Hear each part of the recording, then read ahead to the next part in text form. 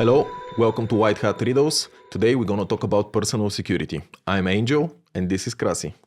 Nice to meet you guys. Personal security is actually quite an important topic for us. Usually, professionally, we deal with corporate security. So maybe you're asking, why are we talking about personal security to start with? Personal security is a huge part of every organization's security, simply because we, the human, is the weakest chain in the link. Yes, the statistics show that around 80% of hacks and malware and ransomware start with a human error or a lack of proper security processes and procedures in the company, right? But we know that there's a big threat of that. But what are the most common phishing or social engineering attacks that occur? I think that people need to understand what are they fighting so they can prepare themselves better. What do you think? Yeah, the traditional phishing attacks, usually they rely on an email. So somebody's crafting a very nice, prepared, beautiful email. Eventually there is a fake domain in the email and somebody wants to trick you into clicking the website, into clicking the website link, visiting the website, and then there is a follow-up activity. So you have to provide something in the website. You either have to provide your username and password, or your address or some sort of other information. Another approach is actually using an email to deliver a malicious file. And usually that's the more dangerous way, I would say, because installing an executable file on your system, it usually means that you are triggering something. You're triggering some actions on your system. But these are the traditional means. Now, in the last few months, in the last 2 years even, I see a lot of AI-generated phishing campaigns, which means that people are nowadays using deepfake videos, deepfake crafted videos, impersonating someone else to trick you into clicking a link or doing the same actions, but in a much more promising way already. Do you think, I think I've started to see a lot more. Obviously, my inbox is full for many years now, so there's nothing new there. But do you think that the AI-generated, let's say, images are converting more than traditional handwritten scam emails? Because I feel that we're still on the level of AI where it's not good enough to trick someone yet on its own, but with some help, probably. I agree with you. Still, it's not so perfect. Not to the level where people would easily just believe a video or a picture. They look a bit suspicious nowadays, or at least you need a lot of data to generate a proper deepfake deepfake personality.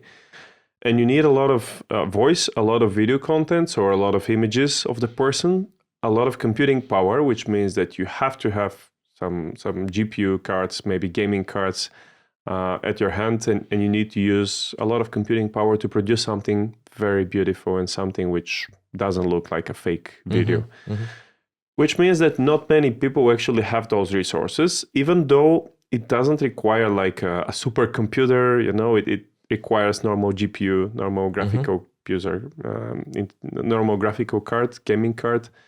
It's still, the software still needs a lot of tweaking, a lot of fine tuning so that you can fix the shadows or maybe where your eyes are looking on the video. So you have those little tips and tricks, little things to configure so the deepfake video can be good enough.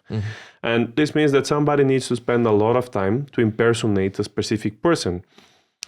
Because if somebody wants to phish me, they need to fake someone that I know, someone that I met, my parents, my friends, my colleagues, and etc. Or your boss. Yeah, kind of. Which means that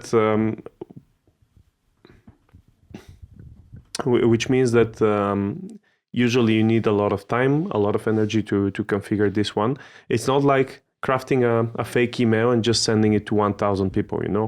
For those 1,000 people, if you're producing a deepfake video, then you need 1,000 different approaches, which makes it a bit more difficult. So my question is, you said that the biggest threats are coming from files that are delivered, or let's say, for example, something that you have to click. How do you spot a real file from a malicious file?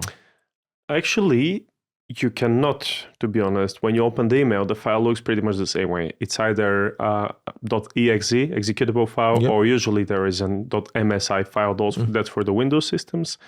And usually you cannot spot the difference. Now, there is two things here. If you have an endpoint security, some sort of antivirus system, usually the antivirus system is probably going to detect the malicious file. But if it doesn't, and if you're suspicious and you think that this file might be malicious, then there is online websites like VirusTotal, for example, where you can upload the file and it will immediately suggest if this is a malicious file or not. And what about the links, right? How I think that most people don't share links in official communication usually, or you share links in, let's say, if you have to share a design, you share Figma, right? And Figma, if you have a Figma domain, https figma.com, probably you cannot embed malicious file inside, right?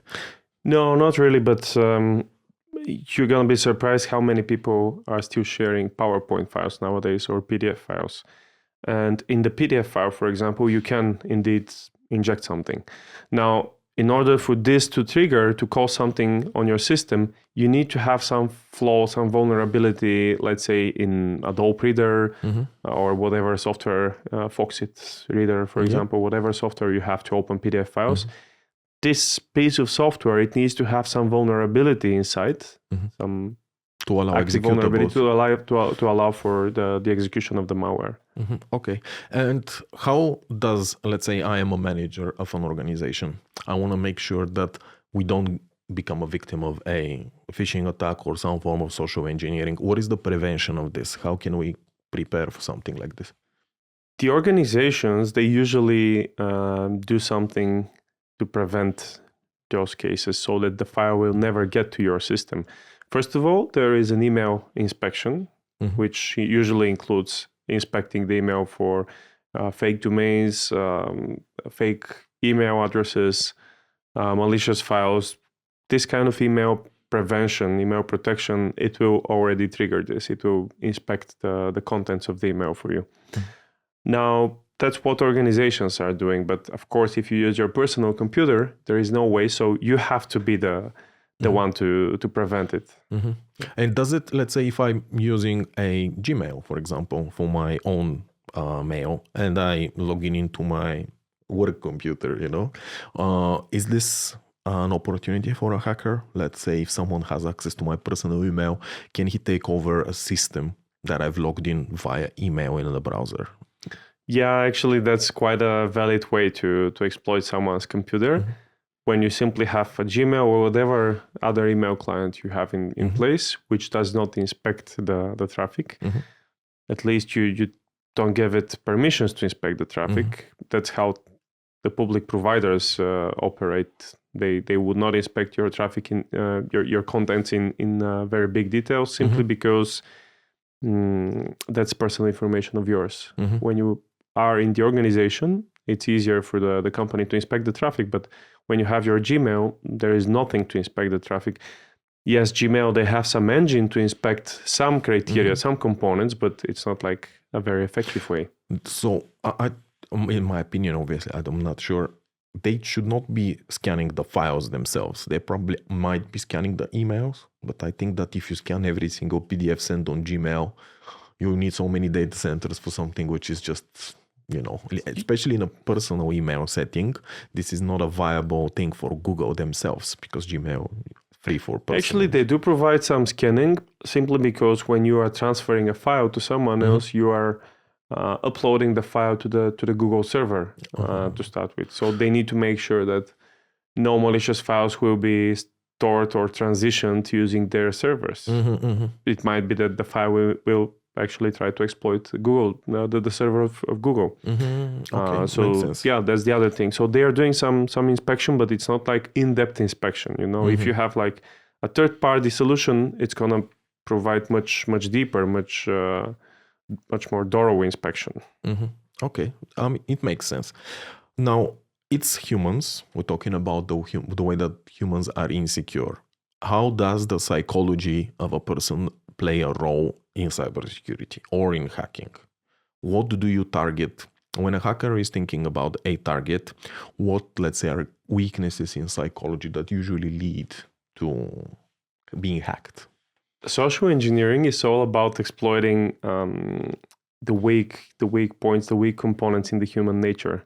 So it's tricking someone to believe in something, Usually a lot of phishing campaigns, most of them, they rely on financial stimulation, financial motivation. They promise that you're going to win 1 million from the Prince of Nigeria, or they promise that you're going to become the new owner of those 5 Bitcoins, which are just left over with nobody to pick them up. So it's going to be you. You're the winner. Usually the social engineering relies on tricking the person to believe into something, and it is what people are most interested in. It's usually money or health, or, for example, what we did recently, we started a campaign for a discount card, providing for free discount cards at the gas station. And from what I see, people are quite interested in this one. Everybody wants to get free gas. Right, so or free food or free energy, like cards for discount, but the electricity provider, everything which tricks you to believe that something will be given for free, something will be given at much lower price. This one works like a charm.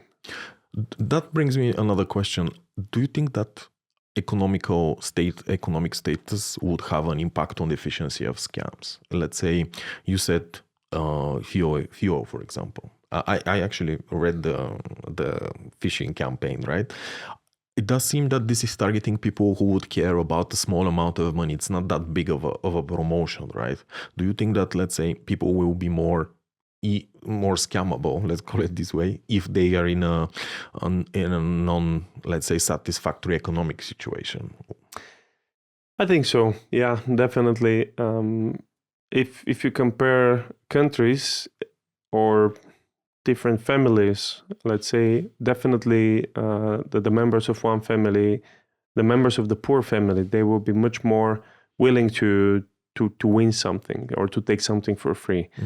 Now, if you are from a rich family, then you have everything. You're not opting in for something which will save you like $500 or $1,000. You simply don't care about it. And what you want to do is you care about more important stuff. You're just going to delete the email. But if you are in desperate need of money, or let's say you're gambling, you are visiting the casino every other Thursday, then you might be much more susceptible to this kind of attacks. Or if somebody is actually trying to phish you, that maybe a member of your family doesn't feel good, they need urgent hospitalization, they need surgery, the doctor needs money immediately for the surgery of your father, for example, your brother, and etc., then it's much easier for you to become victim of this kind of attacks. Okay. You mentioned phone. I didn't think we're going to talk about this, but I think it's a good time to include in the conversation. Do phone scams fall into the cybersecurity umbrella? Oh, yes, they do. And I have examples of this one. So during one of the social engineering campaigns that we had recently, we had to call the IT support in the middle of the night to request some information. Of course, promising that we are the customer, company X. We did some research in advance. So we gave him a call and we were like, hey, I'm the manager of company XYZ. I have a huge incident here. I'm losing hundreds of thousands of euros every hour. So we need to resolve this quickly. So first of all, the sense of urgency. Second, I'm the manager of the company, which means that you're a C-level boss. You have the authority.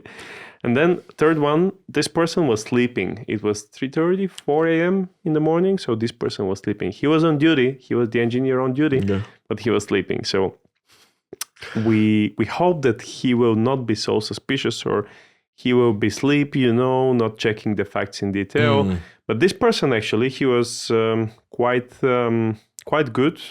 And he demanded that we send an email to verify that we have like an official request. An email from my personal corporate account, just to prove that I'm the person I'm. Of course. And then we had specially crafted emails in advance. We had a fake domain name, which was prepared, and we actually had ourselves prepared for the step. And then we did send an email from this account, but it was marked as a phishing email. So we had to be quite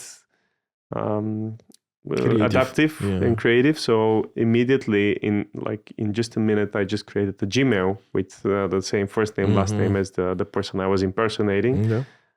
And then my email got through the filters because the other email, it went straight into the spam folder. So the engineer, he couldn't see the email coming. Okay. So even the pixel of the email, it was able to realize that this is just a scam or a phishing. But when I created the Gmail, it was 50-50, because he's going to spot the @Gmail address, which makes it less possible for success. But then if he doesn't because he's sleepy, then it's okay.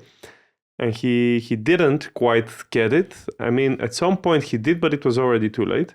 And then the other component, we had the phone number changed to another country, so you can buy whatever voice over IP phone number, random phone number from Germany, from Algeria, you name it. Yeah. And then you just call from this phone number and you pretend to be the customer coming from this country. So, and then here is a prevention for this one as well. If you have like an iPhone, it's going to give you, in most cases, it's going to give you suspicious number just under the number, like a disclaimer.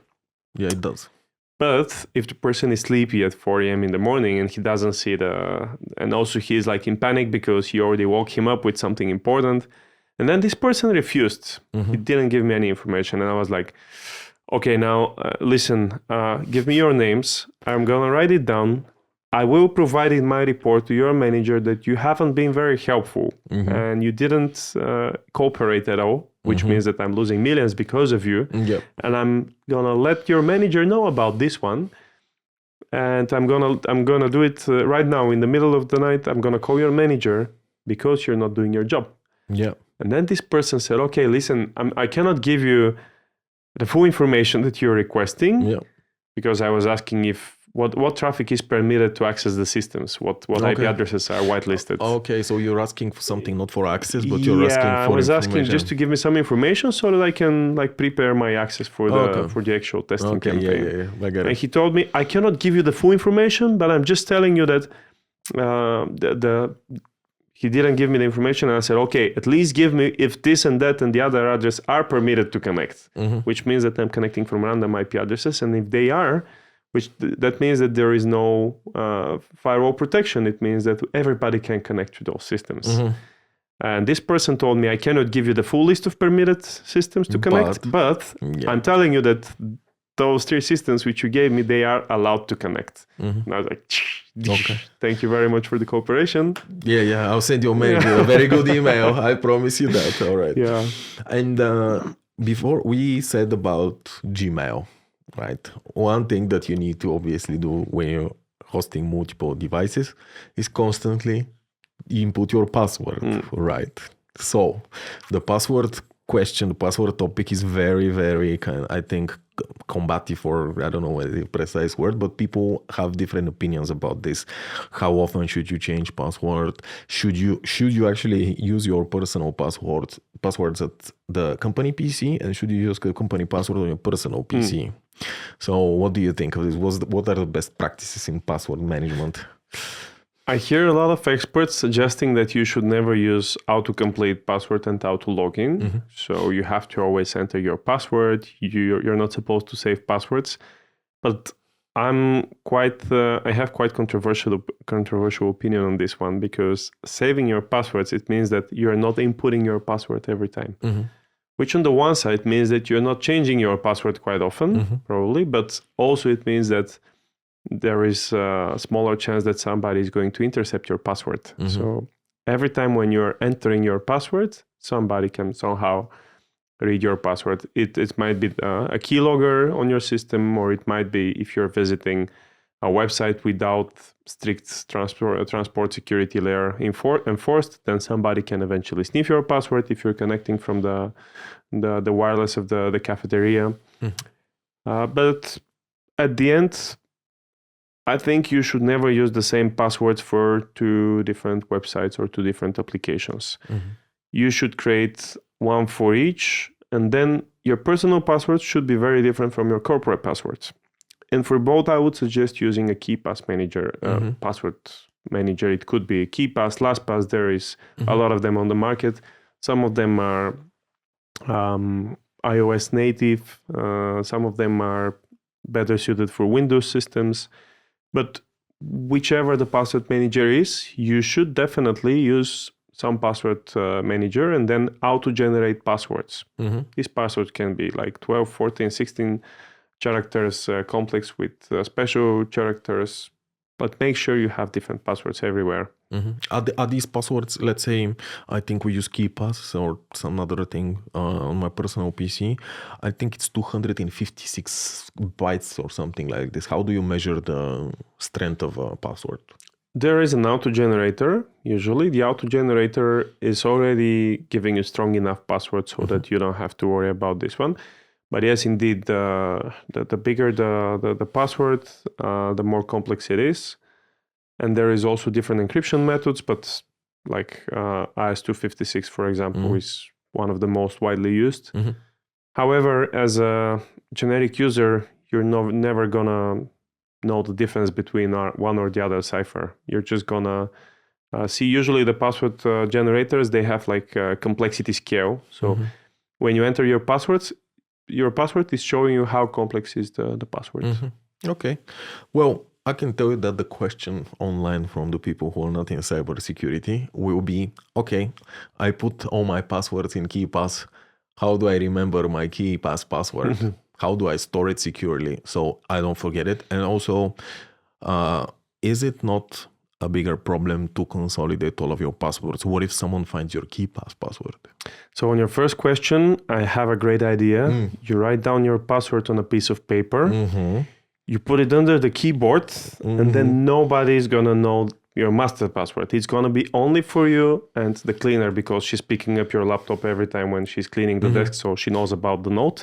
But it's just you and the cleaner who knows about the master password. Perfect. So the master password is something that you have to remember. There is no other way. There is 2 passwords that you have to remember, 3 actually. The first one, I'm pretty sure most of the end users, they don't have BitLocker enabled on their systems. Yeah, I was thinking about BitLocker first. Yeah, for sure. That's like encrypting your hard drive, and that's a must, because if you believe that your Windows password is very secure and nobody can crack your Windows password, it only takes a minute for somebody with physical access to your computer to insert something, a special flash drive in the USB of the system, and to crack your Windows password. It takes a minute. So remember your encryption password for BitLocker. It means that you are secure. Nobody, even if you lose your laptop, if you give it to someone, if it gets stolen from your car, let's say, nobody's going to be able to read the contents of your hard drive. Second is the Windows password, of course, which you can also use fingerprint or face recognition. Okay. And then the third one is your password for your KeePass. And that's the 3 main passwords you need to know. You're not obligated to know any other passwords. That's it. And maybe your grandma's password for your grandmother's email. Yeah, for sure. Okay. Should you be saving passwords in the browser? You know, Google has the opportunity to save. How secure is that? Well, okay. There is no strict answer. There is ways to extract the password, especially if you're running an old browser, which has some vulnerabilities. In some cases, you can extract the password, which is auto-saved. But as I suggested, on the other side, you visit a cafeteria, you visit a non-secure website, and because you didn't auto-save your password, you have to enter your password, which means that somebody can sniff your password at the time being. Yeah. So here the answer is yes and no. So let's move to something else. We know a lot of people, after COVID especially, started working remotely. I am guessing that brings a whole other attack surface for hackers. Personal networks at home, public networks in the cafe.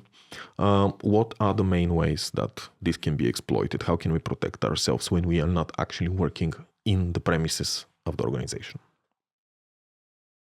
Let's start with the first use case, which means that you're using a corporate laptop to connect from whatever network. It might be from the cafe, but you have a corporate laptop, right? Yeah. Then the organization has 2 different ways to protect. First of all, they might only limit systems to be able to access critical resources when they are connected to the company office network, for example, or some organization's network. But they might be allowing connections from whatever location to all the resources. They might not have this kind of filtering and protection in place. In that case, you are the person who needs to act responsibly and to think and to be more cautious about what you're opening, what resources you're accessing, and from where. Now, if you're accessing a resource from a public network, the biggest challenge is if somebody is sitting on the network and sniffing the network. 2 days ago, I had a workshop with students, and I gave them a demonstration how easy it is for somebody who is located in the same network to simply sniff the traffic and to just eavesdrop whatever communication is going back and forth. And that's extremely easy. Now, the thing is, most of the resources nowadays that you're accessing are already encrypted. You're accessing HTTPS files, you're accessing Telegram. Telegram has secret chats as well, which is encrypted. But the best way, actually, is if you connect to an organization's VPN, and a lot of people actually think that this is not necessary and this is very heavy. Why is this organization asking me to connect to the VPN? That makes no sense. It's preventing me from working normally. I cannot work like this. And people are complaining because they don't realize how this simple measure actually can be the one and only protection from hackers. And usually when you are connecting to the VPN, it means that you're establishing a secure connection to the remote server. So if you're accessing your file server, your SharePoint, some other company resources, when you connect to the VPN in advance, it doesn't matter if you are sitting in a cafe or sitting in the office premises, simply because when you connect to the remote VPN, it means that all the communication originating from your computer to the target systems, they are encrypted, which means that nobody can sniff the traffic, nobody can listen what you're talking on the network. Does this mean that the VPN or ads, YouTube is full of ads about VPNs and things like that? Does it mean that this is a good service to have to enhance your personal security, just a VPN, even if it's not necessarily about the company? People are starting to use a lot of, let's say, finance tools, a lot of different mails and things like open source software now, agents and things like that. Does it mean that using VPN is giving us an extra shield? Definitely. If you're just browsing your online banking, and you want to submit some transactions, even then you can connect to a third-party VPN. There is VPN providers like PureVPN, NordVPN. There is at least 100 VPN providers out there on the market. Some of them cheaper, others are more expensive because they also provide additional services like shredding your unnecessary files or storing your passwords in a key vault. So it depends what you're purchasing. There is also free VPN solutions. I would not recommend generic users to use free VPN solutions simply because they don't know how to recognize the legit providers from the malicious scammers. It might be a scammer who is giving a VPN solution for free so that you can connect to their system. So I would suggest using a paid VPN. There is so many of them, and then the price is neglectable. Yeah. I think even we're not promoting anything, by the way, but I think prices are like $3 to $5 a month or something on 3-year subscription. Yeah. It's peanuts compared to what you can lose. I do use one, and it's very good, to be honest. So this whole thing with the organization security and linking the people, right? There's other thing that it's coming up right now. There's a lot of new software. A lot of people want to try new tools. You want to get the best AI tool. You want to get the best LLM. You want to upload you want to organize your PDF files. You want to source many things, right? I feel, and this is my view, and I want to know your perspective, that I think this is increasing the security risk a lot because people don't think about these things. They go to a tool, ChatGPT, you type it, you ask some questions. What are the dangers of using new tools or on your device, on your corporate device? We're talking about issued by the company device. I told you about the lecture with the kids from 2 days ago. Yeah. Actually, that was another thing which I presented. How can you simply download a file that somebody is sending you, or let's say you're visiting a fake website, and this website is requesting that you update your Chrome browser, for example, or your Edge browser, so that you can visit the contents of the website. It's providing you a file. It looks like the file that we created. It looks so good that you cannot recognize it except for the different domain name. But then you download a file, third-party file. You believe it's some application. You don't really know what it is. And guess what? Executing the application means that you're already game over. Somebody already infected your system, eventually has access to the system, all the files, and so on. So downloading random files from here and there, it's quite dangerous, I would say. We used to do torrents when we were younger. Yeah, much younger. But yeah, and then very often in the torrent files, for example, you have suspicious files which are the antivirus system is detecting as a virus. Most of these were not actual viruses, but you have no way to know. If you're downloading third-party application from untrusted source, there is no protection, there is no guarantee. Yeah, it always says Trojan. Is it a real horse, or what is the... No, it's not a real horse, doesn't have legs. No. But it's a piece of software which is tricking your system to treat the file as a legit one, originating from trusted provider, to not check for additional licenses, to not go and query the vendor server for licenses and so on. So if you spot a notification about the Trojan, or it's not a Trojan. Browse continue, safely. Continue to never, safety. Yeah, never continue. So yeah, always filter, always quarantine the files.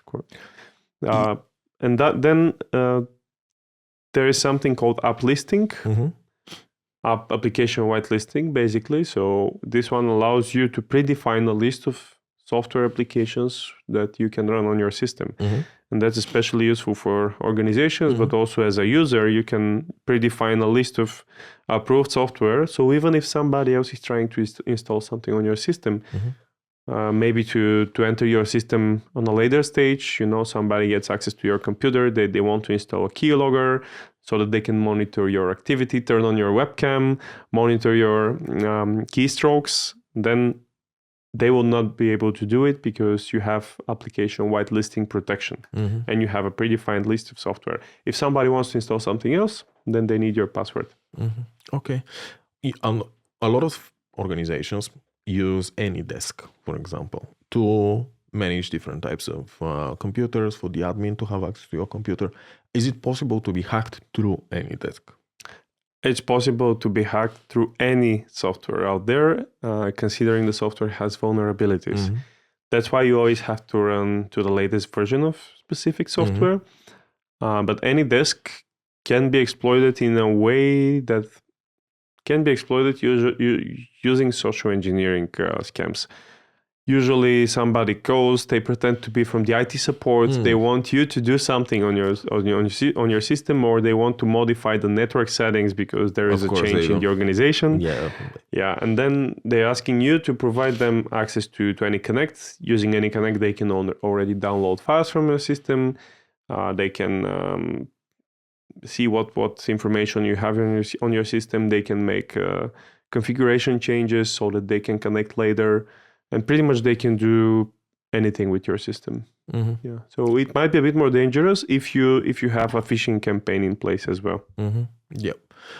And finally, as a segment that I want to discuss is social media. I think it is the breeding ground for all types of scams and things that happen in security. And a lot of people are using social media at work, and they're not using their personal device. That's not true. And what is the never? Of course, never.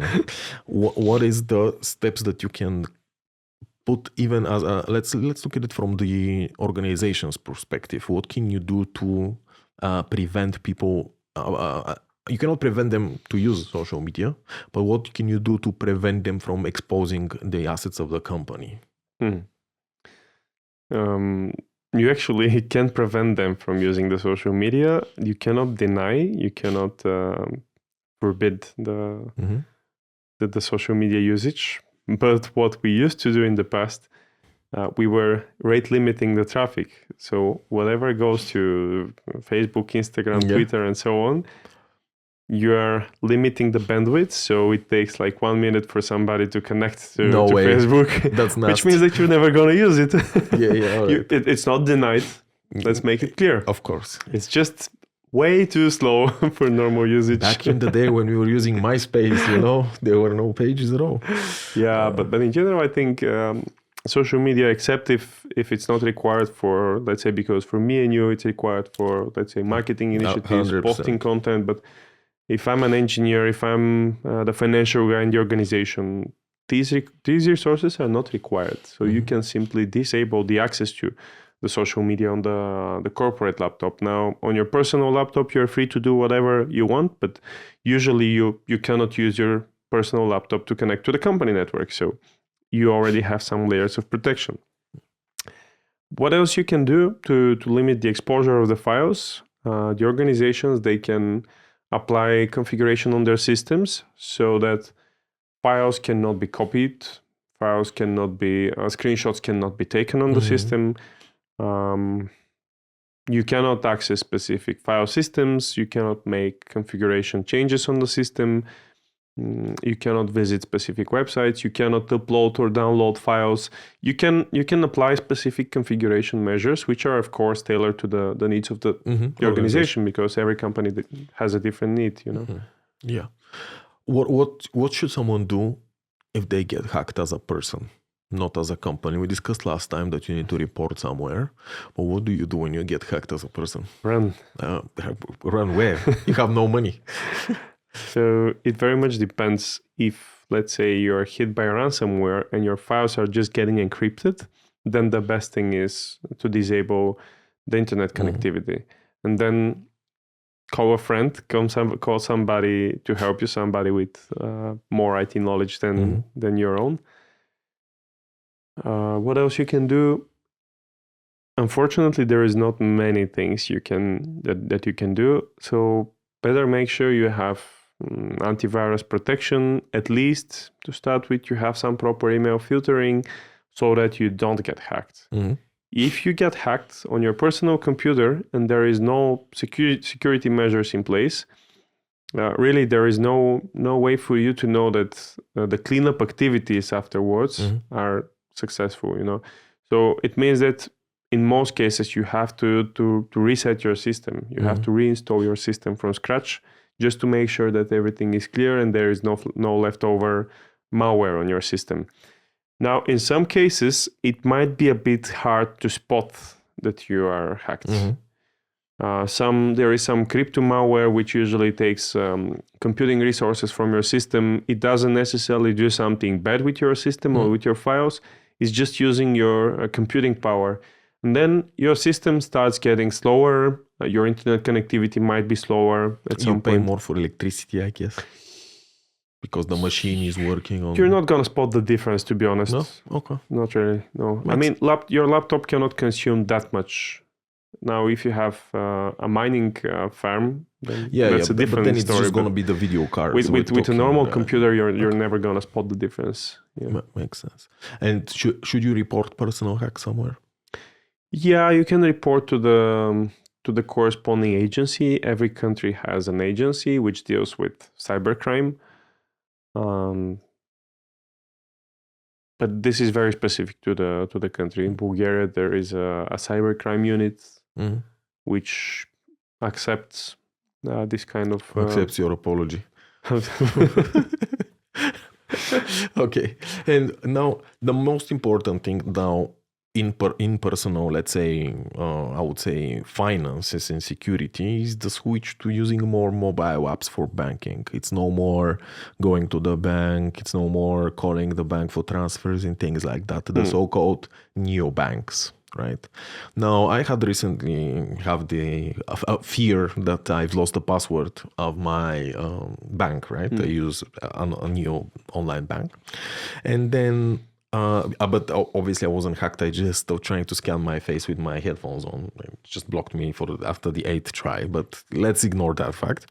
Now, I went through the process of resetting the whole thing, right? It was extremely convenient. It was very easy to kind of to recover my bank account. But that made me think, if it's so easy to recover, does it mean that it's easy to hack as well? What do you think about mobile first banking? Is it less secure? I don't want to say the name of the company. Obviously, we have a market leader, but it's not about them. I don't want to discuss specific company. They all probably use similar security measures. Are you afraid that they're going to hack you if you name them? No, I'm afraid they're going to stop my bank account. Yeah, well, digital banking is... yes, definitely less secure compared to traditional banking, but it's the way to go forward, right? That's innovation. We cannot stop the progress. Now, the thing is, it is less secure because of the instant payments, because somebody can simply send you a link, and then with 2 clicks, you're sending this person 1,000 euros. True. Now, with the regular bank, usually you need to, now even with the traditional banks, with the online banking, you have to submit the IBAN, you have to provide second factor authentication. Usually that's some additional code that you need to generate from your mobile phone so that you can submit the payment. There is an additional layer of security because if you submit a payment and then you realize that this is not the right recipient, that's a fake recipient, you can always give a call to the bank. They can, if the transaction is not initiated, they can stop the transaction. If it is, there is additional bank guarantees, which are sometimes, the bank is sometimes able to reimburse you, even you submitted money on the fake account. With digital banking, these are not always in place. Let's put it like that. There is some very secure applications, but definitely you don't have the same level of guarantee. So with digital banking, with one-click online banking, you have to be very, very cautious when you're submitting money to a phone number, to an alias, because we all have an alias, it's at something, couple of digits, and then done, your payment is gone. Okay. But that is the same like with crypto, no? Yes, I was going to ask next about crypto. I think that I've spent some time in crypto. We're going to have a whole episode about crypto later on. But this is an avenue that people don't think about a lot. And crypto, and the way that crypto is revolutionizing finance, as people say, comes at a price. Banks take the fees from day one when they were created initially for transporting of gold and things like that. They are there taking the fees because they are providing you with the security. There are no guardrails in crypto. When you click send, this is the end of this money. It's irreversible damage to your portfolio. And also in crypto, unlike what we're talking about here, you can always have a middleman in a let's say a block position, right? Someone can not necessarily hack you, but they can follow you and execute moves before you, so you're always losing money. This is totally possible. Someone can just follow your address because there is no identity hiding in crypto. Actually, it's exactly the opposite of what it was supposed to be, which is private transactions. Now it's exactly the opposite. If the police calls an exchange and says, give me the address of Angel, for example, in your exchange, they will immediately give it to them. Once you put it into something like Arkham Intel or something like this, press one button, shows you every single address that I've ever communicated with. And then from there onwards, you can create yourself a map. Absolutely, you can be followed by everyone. It's not unlike the bank where the regulator sees you and they can follow your money and protect from laundering and stuff. In crypto, everyone can see your money. You're on the ledger. Once you leak your identity, or God forbid, link your real wallet to an ENS or something, then ENS is an Ethereum naming service, which is providing you a way to put a nickname on your address. Very functional, 100% insecure. The tech is secure, but on a principle level, this is not something that you should be doing. You should not be giving identity towards any other identifier. You should not mix two identifiers. I think this is the general practice in cybersecurity. So I love ENS as a tech and everything that they've done, but in functional cybersecurity sense, they're very bad for the whole business. Okay, but when I think about digital banking, you just need a QR code, a barcode you need in the shop. Yeah.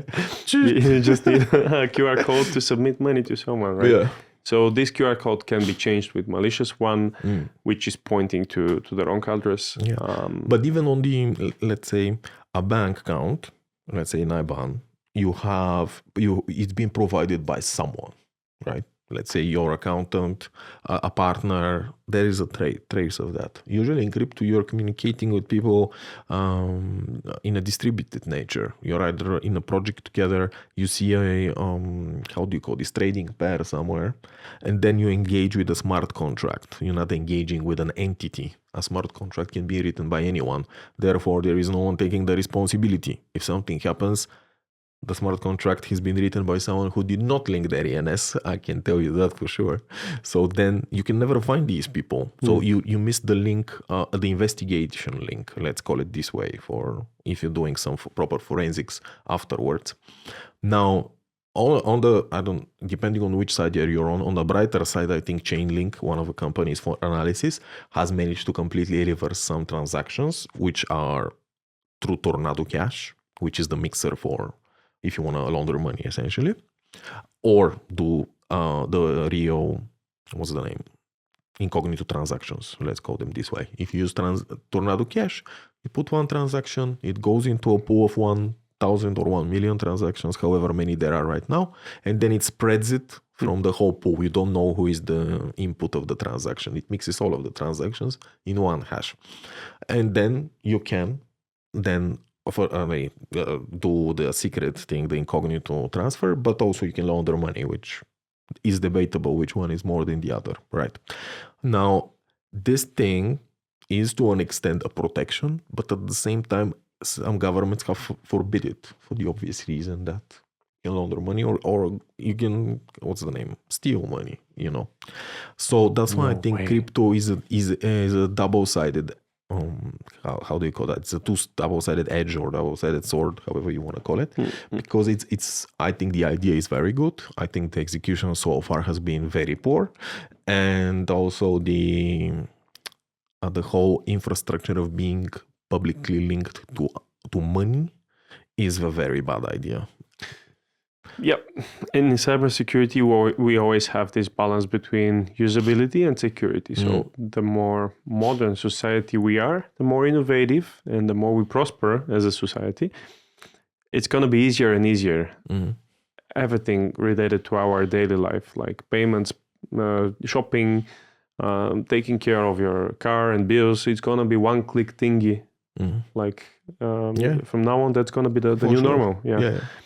And there is no way back, so we need to be very cautious. But which points me, by the way, to a lot of people have been asking me, is it secure to store my money in a digital bank, in an e-banking, electronic banking?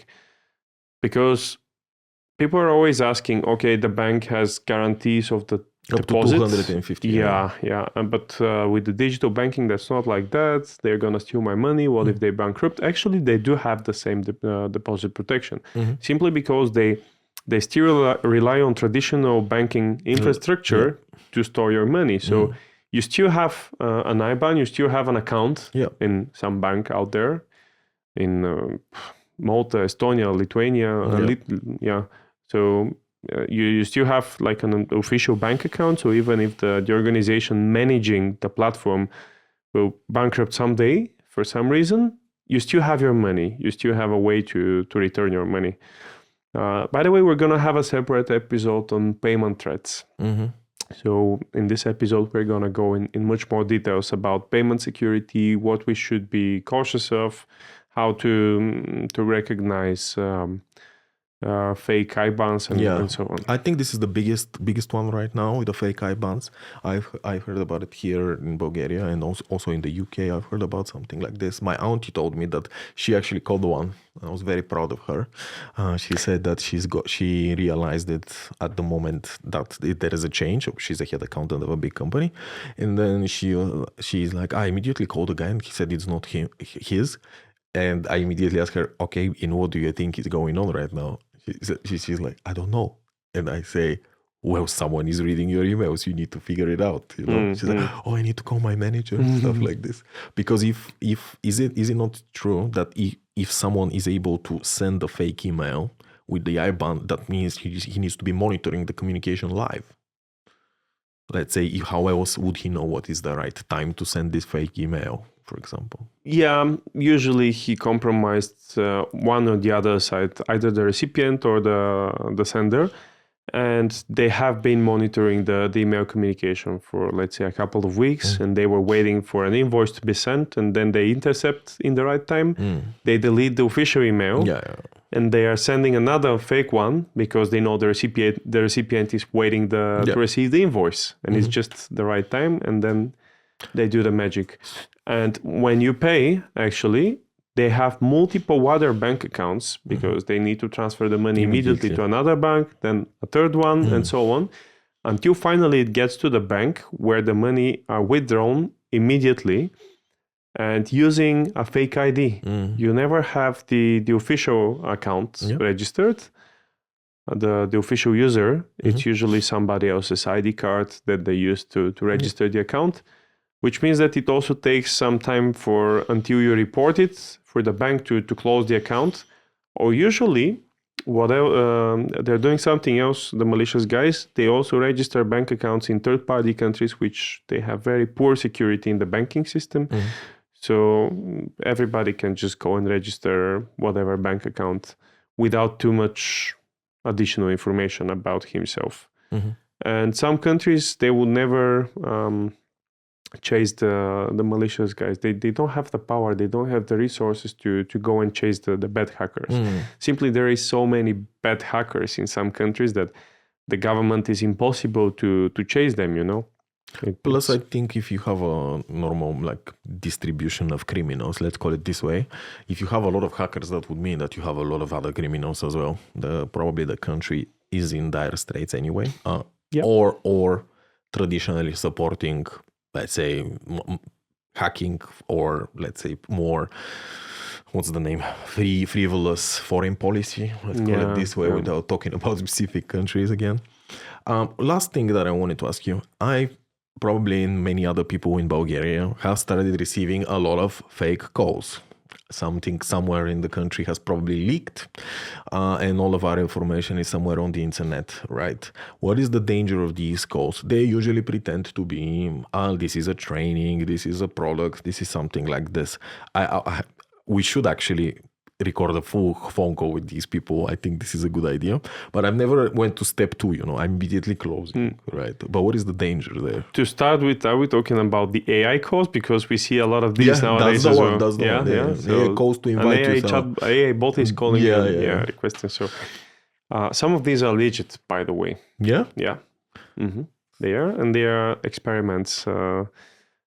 An organization, they want to put a chatbot which is calling you and requesting some information. It's mostly for marketing purposes, to get to know you, to opt you in for some products or services. Some of these are legit, others are fake, of course, and the ones which are fake, they would usually require some additional information for you so that later on they can create a full-scale phishing campaign with a targeted campaign using the additional information which was collected about yourself, like your name, address, personal ID, and so on, even your phone number. Or they would use your physical address to send you an additional... a little scam box. Yeah, you know what happened recently to an organization... it becomes modern again for companies and for people to receive personal letters, phishing letters, enclosed A4 letters on the traditional mailbox. And when you open, it's like handwritten, the recipient, the sender, and then you open and there is an invoice inside, which comes from the National Tax Agency, for example, something like that. Or it might be... a private company, third-party private company, which is demanding that you pay this or that invoice. And because it's a physical one, you don't suspect that this is a hacking attack, And if the accountant or the financial guy, if the financial guy receives the information, and this is an enterprise, and they have a lot of payments every day, and they're just gonna pay this one. And I know about cases when this happened actually. So we have to be suspicious about this one. And using these phone calls, they can collect additional information to later submit those it's like physical a supply invoices. chain attack, essentially. Indeed, Not yeah. like a supply chain as a company supply chain, but that's a segment of cybersecurity attacks. It's a cyber chain. Cyber chain attack, yeah. One action follows the other. Does this mean that if you provide them with information on this call, you are agreeing for it to be used, like let's say GDPR-wise? How would this call look from compliance perspective? Because I never signed up for these calls. Is it legal for someone to call me, first of all? What do you think? It very much depends. That's a very difficult question. There is no one answer on this one. It very much depends how do they have your information. If your information is available on a public website, there is a lot of tools which are used by the sales departments in the organizations. Don't tell anyone. Don't tell anyone about it. And usually your contacts are in this platform. Yeah. And if you can find them in a legal way without stealing the contacts, then you can call the person. You can, and if the person wants you to forget their details and never get in touch again, then they have no way to connect again. They should not connect again. Otherwise, you can. So if you have the let's say the disapproval of this in a written or voice form, they should delete your data. Oh yeah, definitely. And it happens with me a lot of times. I want to be forgotten, and they would still call me again and again. Yeah, and I'm getting angry because of this one, because I don't want them to have my contacts anymore. Yeah. But it takes so much time for me to submit a GDPR signal, data leakage signal that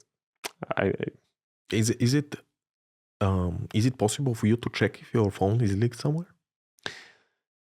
Without leaking it yourself, I mean? That's very difficult. You can check. There is a website which is Have I Been Pwned? And usually this one includes whatever data of yourself if your data has ever been leaked, like email address, password, user accounts, phone number, and so on, personal tax numbers.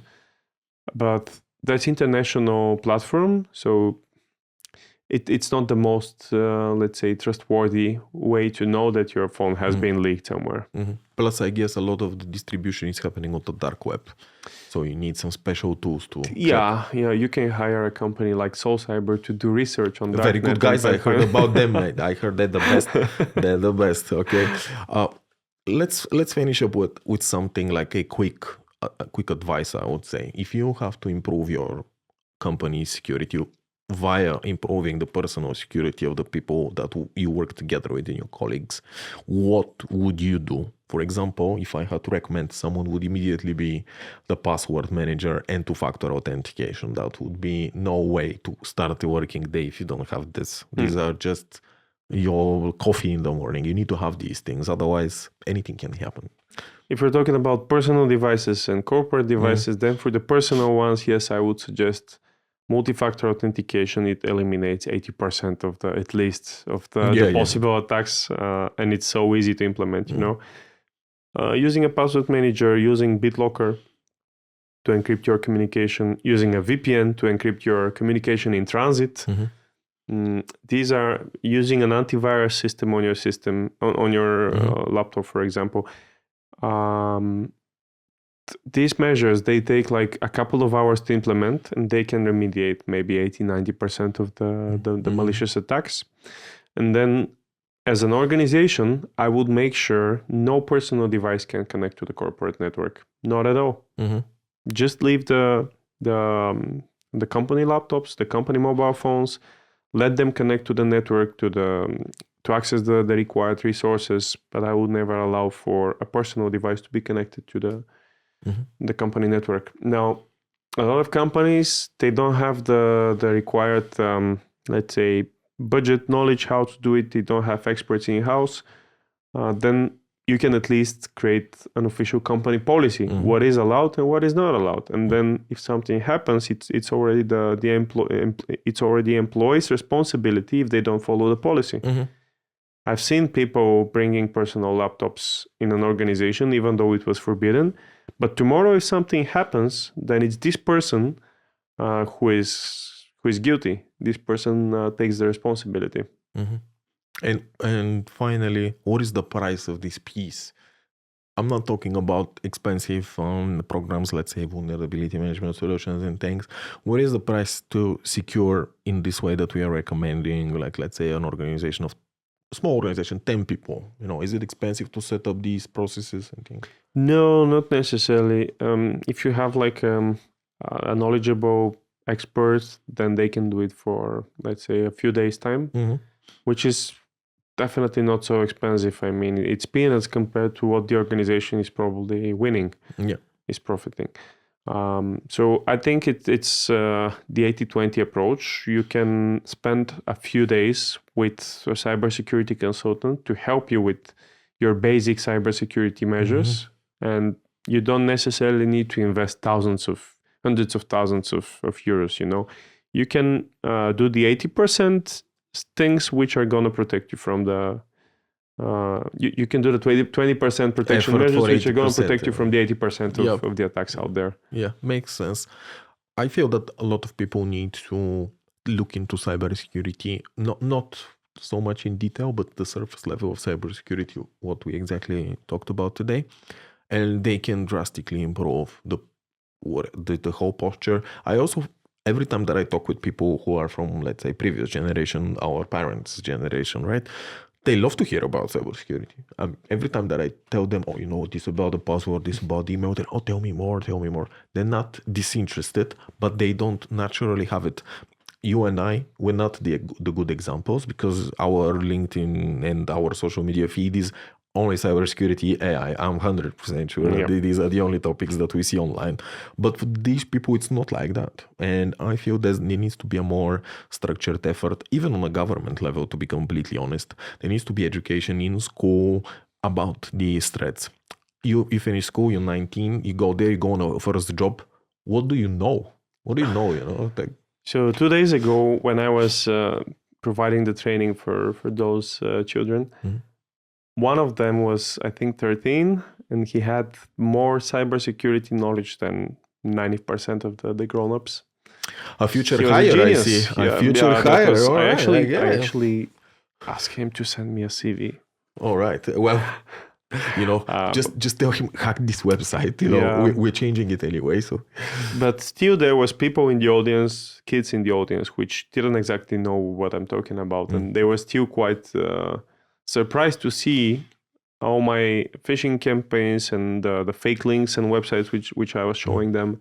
So, which means even in the young generation, there is a lot of kids which are like quite tech savvy, and there is still those which are like just users, digital users. And for them, those basic measures apply with the passwords, with the multi-factor authentication, and never trust an unknown entity. Never trust a person that you doesn't know. Yeah, that was always this is something that I always start with when I'm explaining to people how to protect themselves is, how often do you yourself go to people that you don't know online to offer them something for free? It's not a coincidence that you don't do it because people are not structured like this. You have a little time on the planet, so people usually want to use it for either advancing some form of a goal or some benefit. There's not many other things. So it's very unlikely for someone to text you to just give you something. Yes, your friend from high school is calling you for a multi-level marketing scheme. That's the reason. It's not because he misses you. And when I see a lot of people, on social media, when they get hacked, usual hack on social media, you start distributing links. It happened to me on Discord. I'm not free of guilt, not when I was working in cybersecurity years ago, but it has happened to me on Discord, and this is the usual action. And it doesn't make sense for someone who never talked to you or has spoken to you last in 2015 to send you a link and for you to make sense to click it. This doesn't make sense. Are you suggesting that there is no free lunch? No. There is free lunch, but they're not sending it online. You need to go pick it up from the store. Yeah. All right. I think we can close it off here. I think it was a very good discussion. We covered some of the things that we wanted.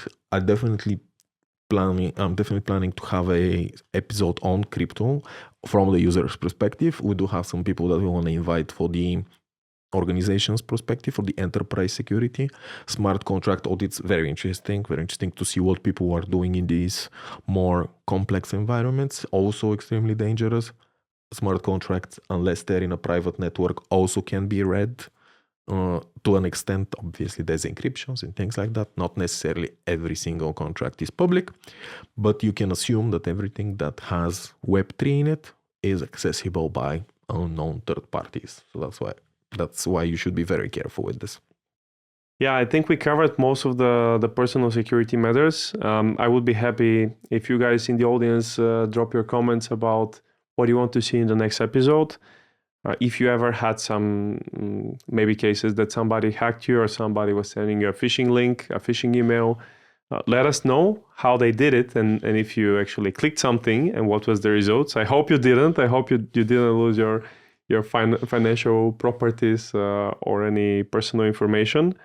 But what is, according to you, what are the most recent cases of cyber attacks that you're seeing nowadays coming to your mailboxes? And if we get a lot of replies, I think that we can do a phishing contest. Who's going to show us the most convincing phishing attempt? I think this can be very interesting to see. Maybe we can even ask one of the guys from the tech team, or if you have time yourself, to in a safe environment to check what's up in a virtual machine. Or how does the scheme goes through? What happens next? I think this will be very interesting. This we can do. And on a side note, we're now preparing an experiment, a social experiment that we're going to publish on our social media channels. Yeah.